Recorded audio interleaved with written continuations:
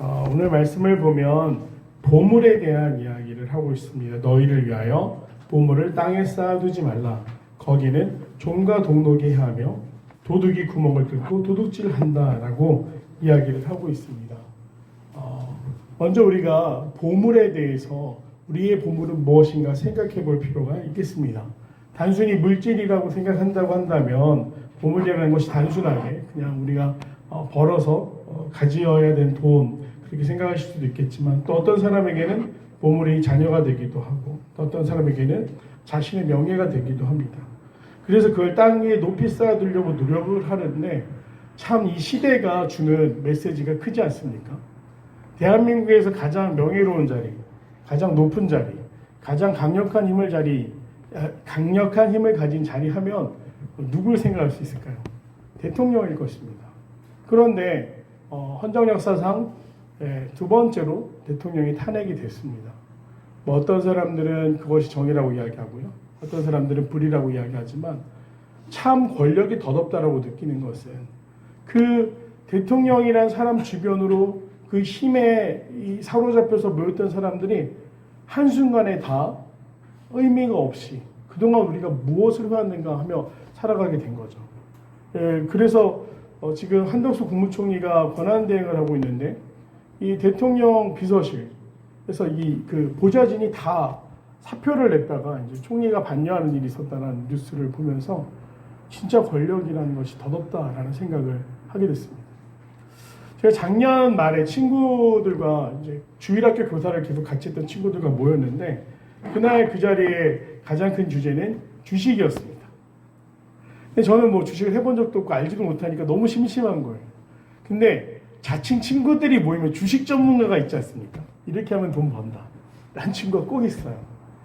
저희 2살 선배인 분이 S&T 500에 투자해라, 너희들 연금이든 뭐든 다 그쪽으로 넣으면, 제가 물어봤죠. S&T 500이 뭐야 그랬더니, 미국에 있는 기업들 500개 중에 무량주 500개를 이렇게 뭐 S&T 500이라고 한대요. 그래서 그 미국 주식에 투자를 하면 연금이 보장된다, 뭐 얼마씩 뭐 막 계산을 하는데, 이러면 이렇게 해서 얼마씩 하면 뭐 몇 년 안에 얼마를 모을 수 있다, 이런 얘기를 해주더라고요. 그리고 그 형님이 또 하나 한 게 대왕고래였습니다. 뭔지 아십니까? 동해에서 시추 한다고 기름 뽑아낼 거라고 대통령이 강하게 밀어붙였죠. 그죠? 기름이 나겠어? 라고 했더니 저한테 이러시더라고요. 그랬더니 그 형님이 뭐라고 하시냐면, 기름이 나느냐 안 느냐는 중요하지 않아. 대통령이 그걸 밀고 있다는 게 중요하지. 그러니 그 관련주들이 올라갈 것이다. 한동안은 돈벌이가 될 것이다. 빠지는 타임이 중요하다 했는데, 제가 그 형님을 위해서 지금 간절히 기도하고 있습니다. 하나님 크게 손해받지 않기를 원합니다. 한순간에 대통령이라는 사람이 연말에 갑자기 계엄을 하고 이렇게 상황이 펼쳐질 줄 누가 알았겠습니까? 그동안 애써 자기가 모으고 그 나름대로의 어떤 분석하고 정보를 모아서 투자를 했는데 잘 됐냐? 잘 안 됐어요. 그리고 저는 뭐 금융을 잘 몰라요. 그러나 뉴스 헤드라인만 따는 거죠. 홍콩발 EMS 사태였나요? EMS가 맞나요? 그 표현이? 하여튼 뭐 홍콩에 투자했던 분들 굉장히 큰 손해를 본 걸로 알고 있습니다. 그래서 막 노인분들이 전 재산을 넣었다가 그 투자를 독려하는 그 은행 직원분의 말을 믿고 전 재산을 넣었다가 아무것도 막 울부짖고 은행 가서 따지고, 근데 그걸 누가 갚아주겠어요? 거기 보면 결국 궁극적으로 마지막에 서명을 한 자신의 책임이기 때문에 할 수가 없는 거예요. 주식도 마찬가지죠. 너울을 칩니다. 그래서 우리가 이 땅에 물질을 쌓아두고 보물을 쌓아두고 이렇게 쌓아두고 가는데, 안타까운 것은 내가 노력해서 애써 모은 것들이 하루아침에 정말로 눈앞에서 사라지듯이 그냥 사라지는 경우들이 많다라는 거예요. 그나마 고대에는 물질이 어땠습니까? 금, 은, 동, 실제적인 것이었어요. 실질적인 재화였습니다. 그래서 고대 사람들은요, 전쟁이나 이 노략이 일반적이었기 때문에 은행이 없었지 않습니까? 그거 어디다 보관했을까요? 금고도 없었습니다. 땅에 묻었습니다. 자기 밭에 묻었어요. 그래서 잘 깊숙이 아무도 모르게 묻어두고 매번 그것이 두근두근 하는 거죠.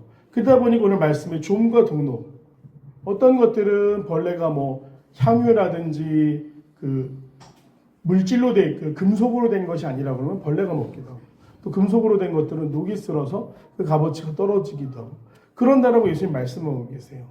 그래서 결국 내가 애써 모으려고 했던 것이 어느 한순간에 그냥 내 손에서 다 사라질 수 있는 것들이 이 땅에서 우리가 수고하면서 살아가는 결과다라고 이야기하시는 거예요. 이것을 잘못 이야기하게 되면 허무주의가 됩니다. 돈 벌어서 뭐해? 쌓아둬서 뭐해? 근데 예수님은 허무주의에 대한 것을 이야기하시는 게 아니에요. 이 땅을 살아가면서 너희들이 열심히 보물을 모으는데 그걸 너희 자신만을 위해서 쓰기 위해서 감추어두고 모아두었던데 무슨 소용이 있겠느냐? 제대로 쓸 수나 있겠느냐? 그런 이야기를 하시는 거예요. 제가 어느 날 그런 생각을 해봤습니다. 그 세계 부자 순위를 아이랑 이야기하다가 지금은 이제 일론 머스크가 제일 부자고 전까지 제프 베이조스가 제일 부자였습니다. 이 사람들이 가지고 있는 돈이 천문학적이지 않습니까? 그런데 가만히 생각해 보니까 그 돈을 집에 현금으로 쌓아두고 사는 게 아니잖아요. 그 돈 어디 있습니까? 네? 주식이라고요? 아니요. 그 돈 존재하지 않아요. 숫자로만 있는 거예요. 은행 계좌에 숫자로만 있어서 진짜로 하루아침에도 0으로 떨어질 수 있는 극단적인 경우라고 합니다. 전 세계의 금융 기록을 복원하고 있는 모든 데이터나 서버가 무효화된다면 무엇으로 증명하겠습니까? 내 계좌에 얼마가 있었는데 주세요. 심지어 그러면 한 번에 인출하겠다고 한들 그 돈을 어디다 복원할 수 있겠습니까? 결국 열심히 벌어서 은행 좋은 일 하는 거예요. 은행은 그거 가지고 또 다른 사람들한테 돈 장사하고 돈 장사하고. 그렇지 않습니까? 사실 이 물질이라는 것이 그렇습니다. 그래서 우리가 이 말씀을 잘 이해해야 되는데 예수님은 돈을 벌 필요가 없다고 얘기하시는 게 아니에요. 이게 어느 정도 이상이 되면 사실 의미가 없어지는 거죠. 내가 부자인 건 맞는데 그것을 쓰지도 못하고 감추어두고 의미 없이 묻어두기만 한다면 무슨 소용이 있겠느냐. 네 보물 있는 곳에 내 마음도 있느니라. 제가 만약 저희 집 앞마당에 금덩이를 묻어뒀다고 한다면 매일같이 어떤 행동을 할까요? 그 일을 걸어다니면서 혹시 누가 땅을 판 흔적은 없는지, 아니면 때때로 깊숙이 뭐 이렇게 쭉 찔러내면서 잘 있는지. 저 같은 경우는 A형이어서 굉장히 소심해서 이 꺼내서 파볼 그럴 배짱도 없습니다. 누가 보면 어떡하지? 그럴 것 같습니다. 그런데도 마음이 온갖 거기에 가 있는 거예요. 우리가 물질의 유혹에 사로잡히면 어떻게 됩니까? 얼마 전에 이 심리학자들이 이렇게 쭉 데이터를 해가지고 뭘 한 것 중에 한 챕터가 뭐였냐면 기업에 대한 것이었습니다. 재벌 총수들은 자식과 그 기업의 가치 중에 무엇을 선택할까? 왜냐하면 그 오너 리스크라는 게 있지 않습니까?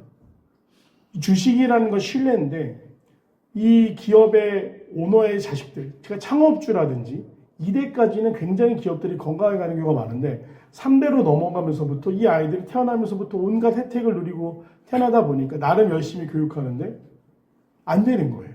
그래서 왕자의 난 이래가지고 형제들끼리 치고받고 싸우고 때로는 정말로 자살하는 일도 있었죠. 네. 이런 것들을 보면서 이 기업에서는 그러면 자식과 기업 회장님들은 기업의 가치 뭘 더 당연히 기업의 가치를 우선 둔다는 거예요. 그래서 자녀 문제 생길 때 어떻게 하냐면 적극적으로 그 자녀를 위해서 변호하거나 돌보거나 그 자녀를 회복시키는 데 주력하는 게 아니라 숨기는 데 주력한다는 거죠. 너무나 안타까운 일 아니겠습니까? 이 물질이라는 것, 내 마음을 뺏기게 되면 그 물질 중심적으로 살아가는 삶은 사실 굉장히 어떻게 보면 비참한 인생일 것입니다. 믿을 수 있는 사람이 없어요. 주변에 다 의심하게 되는 겁니다. 저 사람은 내 돈 때문에 나에게 다가오는 것이 아닐까. 이 연예인들 보면 그 오랫동안 결혼 못한 연예인들이 있습니다. 그 대표적인 사람들 중에 한 사람이 이영자 씨죠. 이영자 씨에게 누가 물어봤어요. 왜 결혼을 못하느냐. 남자들이 다 싫으냐. 했더니 이분이 무슨 얘기를 했었냐면 어느 정도 돈을 벌고 시기가 지나니까 누가 나한테 호감을 표해도 내가 아니라 내 돈을 보고 좋아하는 것 같아서 마음을 쉽게 못 열겠다라는 것을 토크쇼 중에 얘기한 적이 있어요. 너무나 안타깝더라고요. 저 삶이 과연 행복할까? 무슨 의미가 있을까? 결혼에 대해서 많은 사람들이 이렇게 얘기합니다. 해도 후회, 안 해도 후회. 근데 가족을 이루고 자녀를 길러내고 하나님의 섭리 가운데 우리가 삶을 영위해 나가는 것, 때로는 힘드시고 고통스러울 수 있지만 우리에게 가장 큰 축복이라는 거 믿으십니까? 자녀를 길러봐야 하나님의 마음을 이해할 수 있어요. 그 무조건적인 사랑이 무엇인지 깨닫게 된다는 거예요. 단순히 이쁘다 좋다를 떠나서 내 전 존재를 바쳐도 아깝지 않은 존재가 있다는 거. 하나님이 그렇게 우리를 사랑하셨기 때문에 예수님을 이 땅에 보내실 수 있었던 것이죠. 또 남편을 사랑하는 일, 아내를 사랑하는 일, 내 기대나 내 어떤 기준에 못 미칠지라도 그 사람이 있어서 내 인생이 행복하다라는 거, 그 사람이 있어서 내 연약한 부분을 채워주고 있다라는 거 우리가 살면서 깨닫는 순간들이 있습니다. 그 훈련이 되지 않고서는 어떻게 연합함을 온전히 이룰 수가 있겠습니까? 그런데 안타까운 것은 많은 사람들이 인생의 가치를 물질에 두고 살아간다는 것이죠. 그러니 보물 있는 그곳에 마음도 가 있고 시선도 가 있는 것입니다. 안타까운 것은 교회 안에서도 수많은 사람들이, 믿음의 사람들이 여전히 하나님을 나의 구주로 영접합니다. 주님은 내 인생의 최고이십니다. 예수님 나를 구원하셨습니다. 사랑합니다. 고백하지만 여전히 우리 한켠에는 이 땅에 있는 보물에 대한 시선을 거두지도 못했고 정리하지도 못해서 마치 오늘 말씀처럼 두 주인을 섬기고 있는 것처럼 살아갈 때가 있다라는 것이죠. 소망하기는 더 필그림 교회의 성도들께서 이 순례 여정을 감당하면서 가장 제일 가는 보물은 십자가의 사랑 예수님이신 것을 믿음으로 고백하면서 그 위에 예수님께서는 이 말씀을 자식이 필요 없다, 배우자가 필요 없다, 이 땅의 것들은 모두 무익하다라고 말씀하시는 게 아니에요. 우선순위에 대해서 하나님을 먼저 사랑할 때 그 하나님의 사랑을 통해서 가정을 향한 사랑도 또 내가 보물로 생각하는 것들을 내가 다스릴 수 있는 능력을 얻게 된다라고 말씀하고 있는 것입니다. 그래서 바로 이렇게 말씀하십니다. 눈은 몸의 등불이니 그러므로 내 눈이 성하면 온몸이 밝을 것이요 눈이 나쁘면 온몸이 어두울 것이다. 그러므로 내게 있는 빛이 어두면 그 어둠이 얼마나 더하겠느냐. 바로 보물에 대한 이야기를 하시다 눈에 대한 이야기를 하세요. 이것은 단순히 눈이 아니라 시선, 시야에 대한 이야기입니다. 우리가 무엇을 바라보고 있는가.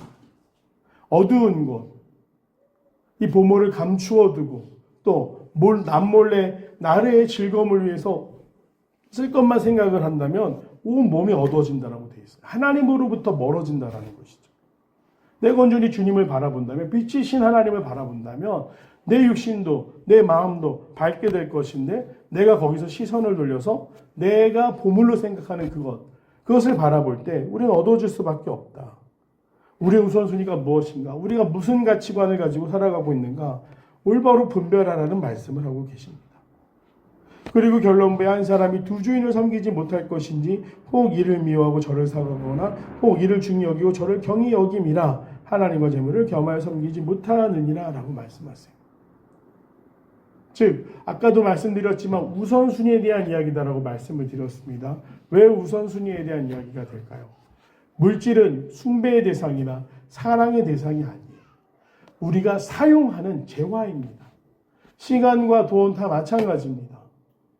그 물질을 벌기 위해서 사는 순간 인간은 불행해져요. 왜 불행해질까요? 만족이 없기 때문입니다.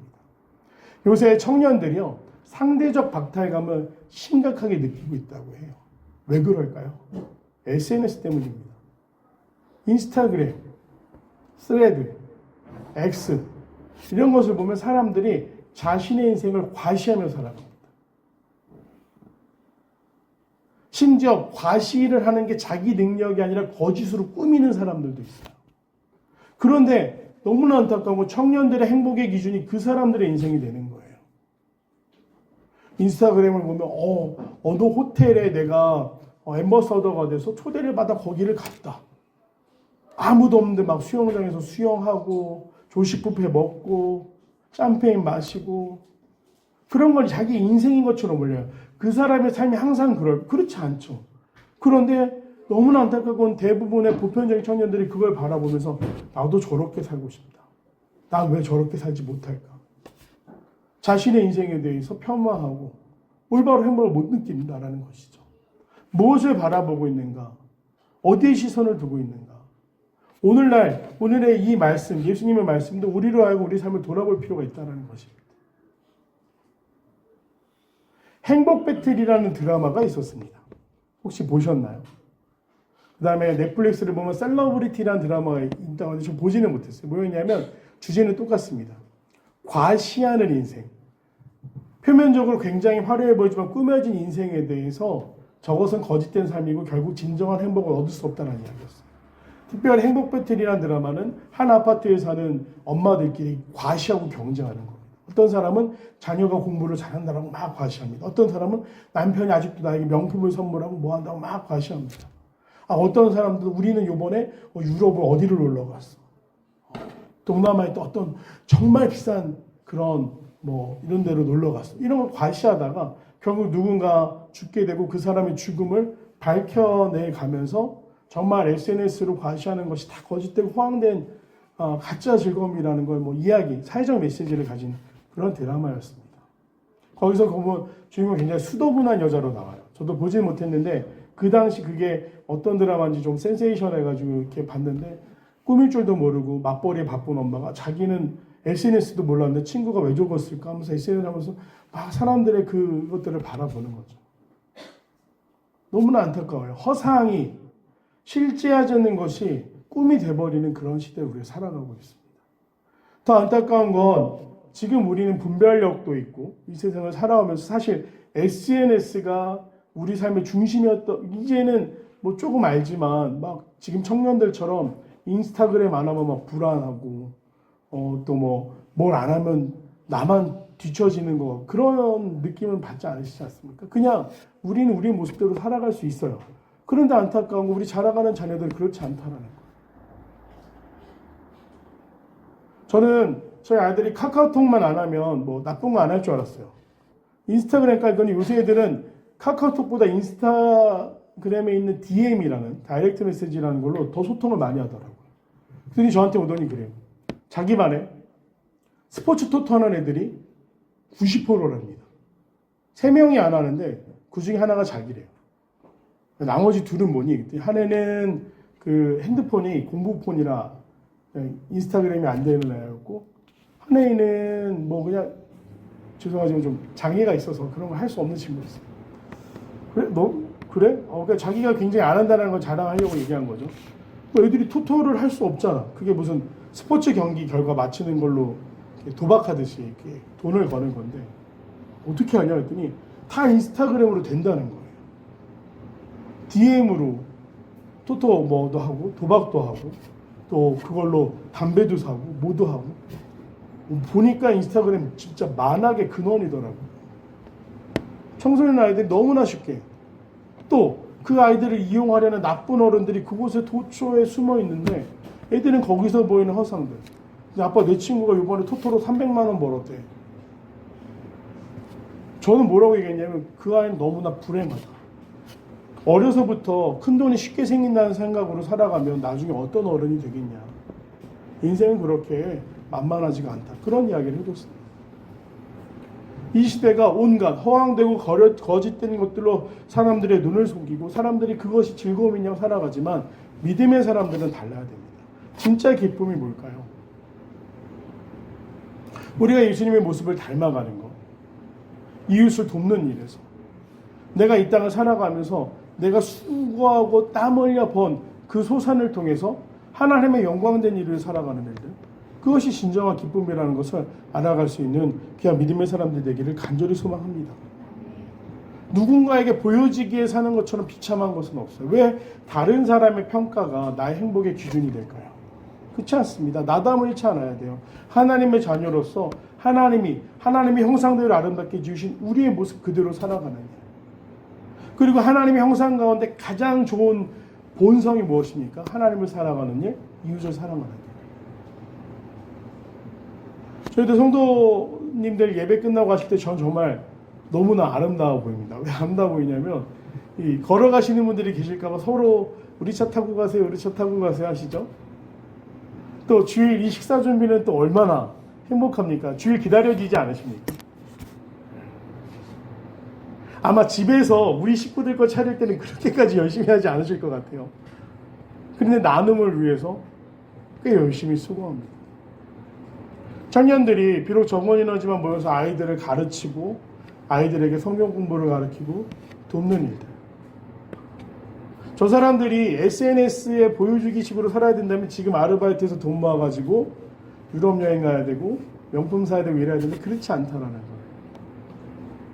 믿음의 사람들은 그 우선순위가 올바로 되어 있다는 겁니다. 만족이 없는, 계속해서 노력하면 노력할수록 더 큰 격차만 보이는 그 허황된 인생을 살아가는 것이 아니라 우리가 진짜 기쁨을 살아갈 수 있는 믿음의 사람들이 되기를 간절히 소망합니다.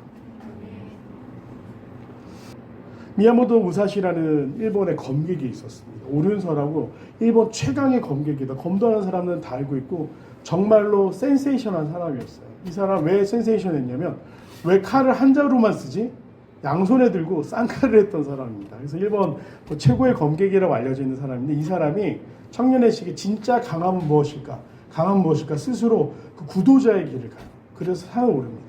정말 힘겹게 산을 갑자기 막 올랐어요. 정상에 올라섰습니다. 그러더니 어이없는 숨을 막 터뜨리면서 뭐라고 얘기했는지 아십니까? 저 멀리 더 높은 산이 보이는 거예요. 그리고 깨닫는 거죠. 그 높은 산을 오르면 그 위엔 뭐가 있습니까? 또 하늘이 있는 거예요. 결국 강함이랑은 덧없다.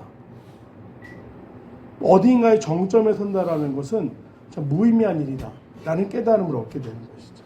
그런 것처럼 이 땅을 살아가면서 만족 없는 인생, 그리고 시선이 잘못되어 잘못된 곳을 바라보는 인생은 진정한 행복을 얻을 수 없다. 예수님 오늘 그 충고를 우리에게 하고 계시는 겁니다. 우리의 마음, 우리의 시선이 어디 있는가? 무엇이 우리의 보물인가? 소망하기는 물질은 우리의 행복을 위한 도구라는 것을 잊지 마시고 오늘 주님과 동행하는 그 기쁨을 매 순간의 삶에서 느끼고 감사함으로 고백할 수 있는 믿음의 성도들이 될 수 있기를 간절히 소망합니다. 기도하겠습니다.